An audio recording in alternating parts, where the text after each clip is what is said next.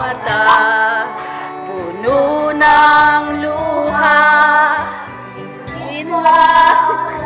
Tatawa-tawa ka, Adi. Si Adi tawa-tawa. Kung magagawa, niligaya ka sa piling iba.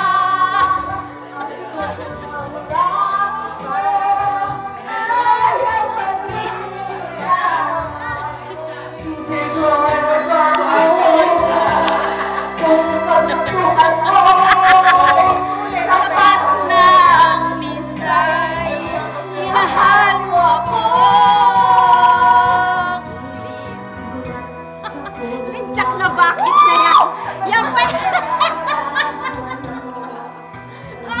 may pagsigaw pa si Adit. Para magambigong-bigo ka niyan.